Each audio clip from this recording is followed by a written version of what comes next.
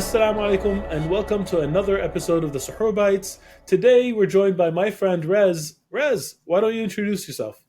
Thanks, Osama. Assalamu alaikum to you as well. I'm Alaikum salam. Rez. I'm born and raised Montrealer, but for the last 6.5 years, been living in San Francisco. You've abandoned us. We miss you. Come back. You go where the opportunity takes, man. Just like everybody else, the diaspora. We That's all we true. move around where we can. That's true. That's true. Absolutely. So what do you do in San Francisco? I work for Autodesk. I've been working for them for close to 11 years now. So I did my first Wow. 4.5 years in Montreal, and now the latter 6.5 in San Francisco. That's amazing. So you help make games possible. I try to get. I mean, I'm on the more on the marketing side, so it's just more letting people know that we have the tools to allow people to make the games and really kind of reimagine their worlds or see it in real life, essentially. Absolutely. Um, okay, so the topic of the hour, or less than hour, hopefully, is Ramadan. I would like to ask you, Ya Raz, what does Ramadan mean to you? Ramadan is it's on so many levels. There's a spiritual component to it. There's like a community component to it. It's kind of all imbalanced and enveloped into one thing, like kind of like a big hug, essentially. Just it comes to you from all sides, and it's all feels warm and tingly inside when it comes about. You're speaking my language. Ramadan is a big hug. I love it.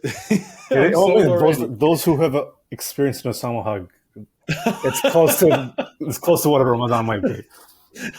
Oh my God, you're a flatterer. That's the best compliment I've ever gotten. I love it. Yeah, So, yeah, can you tell us about some of your fondest Ramadan memories? yeah, Maybe man. growing up, maybe recently with your family. I think like it changes with all the different life events that you have. So like growing up, the fondest memories I have was with at Suhoor time. So my dad Yes. had was owned restaurants, and so during meal times he'd never be there. But the main meal times that we would have as a family, true family, would be like during Suhoor, where we'd all wake Yes. up and kind of like all groggy and everything, getting up and having a proper sit down meal as a family was one of the things that I remember the most. And then as I got older, you know, the iftar became more of a bigger thing. And in my house, we focus more on the spiritual aspects of Ramadan. So, Mhm. it was iftar and then, get ready for Taraweeh. So you got like that 2.5 hour block or so between the two, and you kind of rush through, and then you come back from, Taraweeh and everything. So there's a mix. And then you get older, you kind of like, you're not doing iftar as much at home, but you're doing iftar in other places, depending where you might be. So like in university, the sense of community that you got, like, in Concordia, I'm just thinking about like, uh, the massive scale that was, and you had like everybody from Yes. all corners and stuff, and the people you would meet. And I think there's a few times that we did a start together at Concordia, and just the sense of community, the warmth, the happiness, and just feeling like you're belonging to something, right? It's something Absolutely. that's totally different. And getting to And we still like volunteer too oh, to like, totally, man. Like yeah, like to help out. the logistics of that, like guys that were behind that and continue to be behind that, they could do event planning on a large scale. Like, Yes. you just came to GDC at San Francisco. It's a massive event, but the skill set that the guys are doing back home at Concordia and other places where they do these iftars at such a large scale, they can conceivably do events like that. That's how Absolutely. impressive, like the organizational skills that everyone has. That We had a great teacher at the time. It was Sister Sabria, who Yeah, was yeah, about absolutely.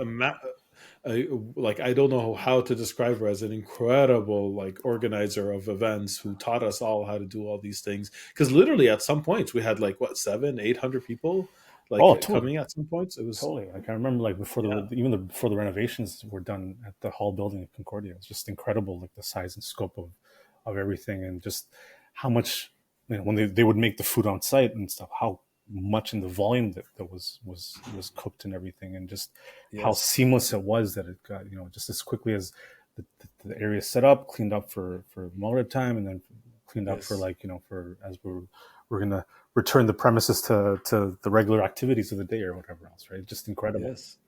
And it was always delicious. I don't know how you managed to cook for so many people and always make it good all the time. There It's was never a miss. it's the blessing of the month, man. Honestly, like It is the it's the blessing of part the that I month. think people Absolutely. understand is like when they're like, hey, fasting for the full day, you know, it just comes easy, right? Like, Yes. and you're engulfed in it. You're happy that it's there and everything. Like I had a doctor's appointment recently, and the doctor was telling me, you know what? It takes 30 days to get a good habit, but it takes 2 days to break that habit. So you know, Yeah. like in Islam, like we have the fast of Ramadan and the reward that comes from Ramadan, and then it's said if you follow up with 6 days in the following month, then it's like you Yes. fasted the entire year. The But entire because year. you break those 2 days during Eid and stuff, getting back on the horse is the hardest thing in the world. It is. It is. And you remember the first few days of Ramadan, which are kind Yeah, of tough. You know, they're the ones where you're getting into it. And then when you're in the swing of it, it's not like that one of the best analogies that I've heard from Ramadan, and I might have said it before, I don't remember, but it's like running a marathon. Like a lot of people say, isn't it hard? And like, yeah, you know what? It is supposed to be hard because it's supposed to teach you patience. But when you're looking forward to it, when you're like the energy that it gives you, that's what Ramadan is. It's like running a marathon. You're excited to see the finish line is coming close. Everyone is cheering you on. That energy is like there's nothing else like it. And then yeah. when you cross the finish line at the end, the feeling that you have that you made it at the end, like it's I think that's one of the best analogies. Actually, second best, a big hug is probably the best one now. It's like, yeah, you're right. The runner's high, right? They talk about it when you hit Exactly. that wall as a somebody that runs marathons. You hit that wall and then you find that second win somehow, and it pushes you through. Yes. Whether it's like the sleepless nights, the last 10 days, or whatever else, but something in there just comes out, and you're just able to power through, and not just power through, but like do it in style more than anything else, Yes. right? That's the part Absolutely. that really sticks. Absolutely. But that analogy is what's going to stick with me. The big hug is Yeah. Ramadan. Oh, That's it. I'm obviously, making man. t-shirts and everything. Obviously, man. Thank you That's for your like you said, it applies. No, you think about it for your life and It everything that you do does. with your family and things, and just like when you get to your parents and you get like the different groups that you're able to celebrate and connect with during Ramadan, like the I just remember like even going to the masjid and Tarawih and stuff. Like when back home, you know so many people. Like when you see somebody, that your eyes just cross, and then you just like you see the brother, and you the big hug that comes, and like the big squeeze and everything. It's encompassing of the month. There's just so much happiness. There's so much around you that just encourages you to kind of push yourself even further to kind of in your blessings, and you know that you've got the community there to support you, just like that hug. It kind of gives you that Absolutely. warmth and everything, right? So It's a beautiful analogy. yeah. So I'm going to finish with one last question before we sign off. What is your favorite Ramadan food? Your food that you associate with Ramadan? The food is traditional Bangladeshi dish or thing. It's kind of like it's lentil based, deep fried. Mm. As all good things are deep fried, right? So Yes.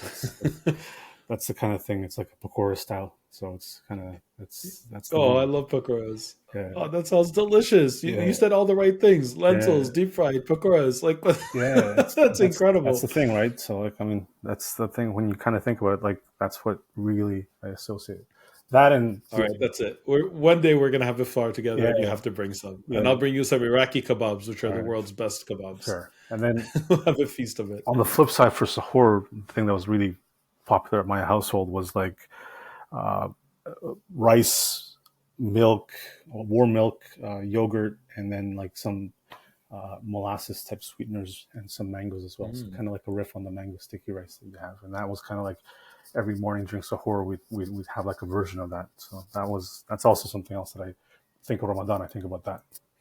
That sounds delicious. Rez, thank you so much for coming on and talking to us. Honestly, it was a great conversation, and thank you. Yeah, so we'll give our salams now. Ramadan Kareem to you and your family, and we'll talk soon. Ramadan Salam. Kareem to you, to your listeners, and wishing everyone all the best for this blessed month. Thank you very much. Salam. Assalamu alaikum.